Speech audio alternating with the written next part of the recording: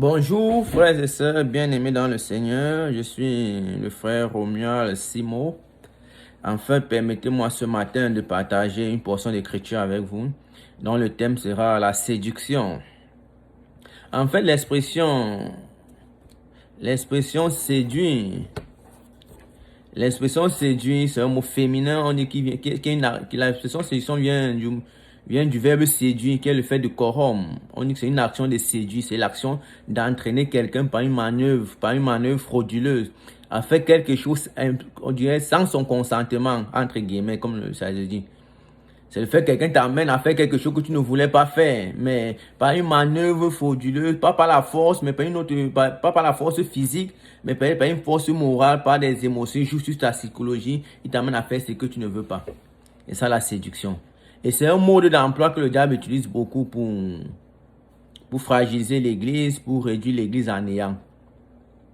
Et ce n'est pas une utilisation nouvelle, ce n'est pas un procédé nouveau que le diable vient de sortir dans son carquois ou dans son registre. Là, toujours, il a utilisé cette méthode-là. Et depuis, on commence au troisième chapitre de Genèse. De Genèse, on parle de la séduction. Allons lire dans Genèse 3 au verset 13. Ça, c'est l'histoire d'Adam et Ève dans le jardin d'Éden. Et on dit que le Dieu vient, l'homme a péché, Adam et Ève ont péché. Et Dieu dit, qu'est-ce qui s'est passé? Il pose la question à Ève en premier. Et voici la réponse d'Ève. Non, il pose la question il pose la question premièrement à Adam. Et Adam dit, hey, c'est la femme que tu m'as donnée, c'est elle qui m'a mis en erreur. Et il pose maintenant la question à la femme. Au verset 12, il dit, l'homme répondit, la femme que tu as mise auprès de moi m'a donné l'arbre et j'en ai mangé. Et l'Éternel Dieu dit à la femme, pourquoi as-tu fait cela? La femme répondit, le serpent m'a séduite et j'en ai mangé. Le serpent m'a séduite et j'en ai mangé. Comme je l'ai dit, aujourd'hui on va parler de la séduction. La femme dit, Dieu vient, il te rend compte que l'homme a péché, ils ont mangé le fruit qui avait été interdit et il demande, qu'est-ce qui s'est passé? L'homme dit, le vieux père, c'est la femme que tu as mis à côté de moi, c'est elle qui m'a séduit et j'ai mangé. Ok. La femme, Dieu ne m'étant pas aux côtés de la femme, pourquoi tu as fait ça? La femme répond, le serpent m'a séduit, j'ai mangé. Donc, c'est une manière de dire à Dieu, en fait, je n'ai pas mangé parce que je voulais, c'est que j'ai été victime de la séduction du serpent. J'ai été victime de la séduction du diable. Et comme je l'ai dit d'entrée de jeu, ce n'est pas un procédé nouveau du diable. Donc, depuis, il a commencé par la séduction. C'est la raison pour laquelle nous qui sommes jeunes maintenant, il va nous séduire par les mèches brésiliennes, par les mèches brésiliennes, par les téléphones, par la mode. On va, en tant que chrétien, on va chercher à s'arrimer à la jeunesse. Comme le monde fonctionne, nous sommes à fonctionner de la même manière. On va chercher tous à baisser les pantalons. On va chercher tout à mettre les greffes brésiliennes, à mettre les tatouages, à fumer, à boire d'alcool, à avoir 5 copines, 6 copines. Pourtant, ce n'est pas la volonté de Dieu. Bien-aimé, ne te laisse pas séduire. Ne te laisse pas séduire en aucun point. Résiste. La Bible dit que résistez au diable et il s'enfuira loin de vous. Mais qu'est-ce qu'il faut faire? Il faut que tu résistes. Les tentations viendront toujours. Ce sont des épreuves que Dieu permet qu'on subisse pour voir quel est notre degré de foi, à quel niveau nous sommes situés. Mais il faut que nous soyons capables de résister à cette tentation-là. C'est de ça qu'il est question. La femme dit que moi je n'ai rien fait, c'est juste que c'est le gars qui est à côté, le diable qui m'a séduit, j'ai mangé. Le diable m'a séduit et j'ai mangé. Mais ne sont pas souvent, la tentation n'est pas seulement pour le péché, même dans le ministère, même dans l'église, beaucoup de personnes se mettent dans difficulté. Pourquoi? À cause de la séduction. Si on parle dans les actes des apôtres, la Bible raconte l'histoire d'Étienne qui s'est fait lapider. La Bible dit, je ne vais pas tout, la lecture sera un peu longue, s'il faut tout faire, c'est qu'il faut lire tout le chapitre 6 et ça va être un peu long. Je vais lire quelques pans des versets du chapitre 6. La Bible dit, au verset 1, en ce temps-là, le nombre des disciples augmentant, les hellénistes murmuraient contre les Hébreux parce que leurs veuves étaient négligées dans la distribution qui se faisait chaque jour. En fait, je vais entrer dans le contexte. dans l'histoire antique, après que les disciples, Jésus est parti, les disciples ont commencé à rester ensemble. Et on dit que les veuves, les indigents venaient à l'église et les personnes vendaient leurs biens, amenaient le fruit de la vente et autres pour qu'on nourrisse les veuves et les thunes.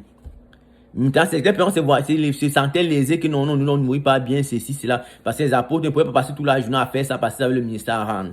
Maintenant, on dit que Pierre a pris la parole et qu'on va choisir par le peuple 7 personnes qui vont être chargées, qui vont rester dans l'église, qui vont rester dans le temple, qui vont diriger, qui vont conduire ces partages de biens et aussi enseigner, pas seulement donner le pain physique, aussi le pain spirituel. Il y a Bible que Étienne fut parmi ces personnes. Et la Bible dit dans le verset 8, Étienne, plein de grâce et de puissance, faisait des prodiges et des grands miracles parmi le peuple. En fait, le problème après on dit qu'Étienne un jour, Étienne a été consacré comme diacre.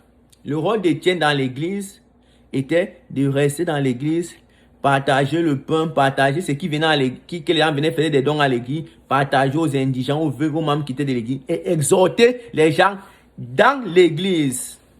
C'était le rôle d'Étienne. Et je suis convaincu que, on dit qu'à la Bible dit au verset 8 que Étienne était plein de grâce, de puissance, il faisait des prodiges et des grands miracles. Et je suis sûr que certains membres de l'église sont allés dire à Étienne, que Pierre te dépasse avec quoi? Paul te dépasse avec quoi? Jacques te dépasse avec quoi? Les mêmes miracles qu'ils font ici, qu'ils faisaient même ici, c'est aussi les mêmes trucs que tu fais. Il ne veut pas que tu puisses faire, il ne veut pas que tu sois comme eux. Il veut seulement que tu es à l'église tous les jours ici. Il faut faire comme eux. Ça aussi pour évangéliser. Ça aussi pour s'annoncer la bonne nouvelle partout. On dit qu'un jour, Étienne est sorti, il allait annoncer la bonne nouvelle. Dans ce moment-là, Paul n'était pas encore apôtre. Il allait annoncer la bonne nouvelle. Et après, les gens sont venus faire les complots contre lui. Que non, il annonce les faux trucs, c'est monté, c'est descendu. Et par le biais de Saül, qui est devenu l'apôtre pour plus tard, on l'a lapidé. Pourquoi Dieu a même permis qu'on le lapide? Pourquoi Dieu a laissé ça arriver? En fait, le rôle d'Étienne était de rester au temple, était de rester dans l'église, exhorter le peuple à l'intérieur de l'église et partager les biens qui venaient à l'église pour que les peuples subsistent. C'était son rôle. Mais sous le fait de la séduction, peut-être des membres de sa famille, peut-être de son épouse, peut-être de ses frères, peut-être de ses sœurs, peut-être de sa propre séduction à lui-même, qui voulait devenir star, que non, moi aussi, il faut qu'on me voie, comme on voit les Pierre, comme on voit Jacques, moi aussi, je dois être comme eux. Comme les marques sont là, moi aussi, je dois être comme Marc. Qu'ils me dépassent avec quoi? Moi-même, j'ai le même Saint-Esprit, moi-même, j'ai le même zèle. Moi-même, je prie, les malades sont guéris, moi-même, je fais ceci, les malades tombent.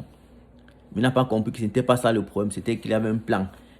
Et on l'a lapidé. Il est mort étant juste diacre. Pourtant, les autres sont passés apôtres, peut-être archevêques et autres. Il est calé à ce niveau-là. Pourquoi? Juste parce que il s'est laissé séduire. Peut-être parce que lui-même il s'est auto-séduit ou bien quelqu'un d'autre l'a séduit. Et c'est ce que nous vivons de nos jours.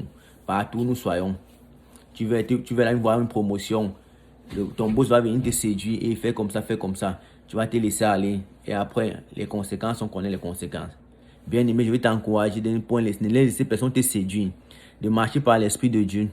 De ne point succomber à la tentation. La Bible dit que quand Joseph était en prison, que la femme de Potiphar s'est mise à nu devant lui. Il a préféré sortir de la maison en fuyant. Il n'est pas tombé dans la tentation. Il n'a pas laissé la séduction l'aborder. Non. Fuyons la tentation, résistons à la tentation. C'est mon partage ce matin pour toi. Que le Seigneur te bénisse. Amen.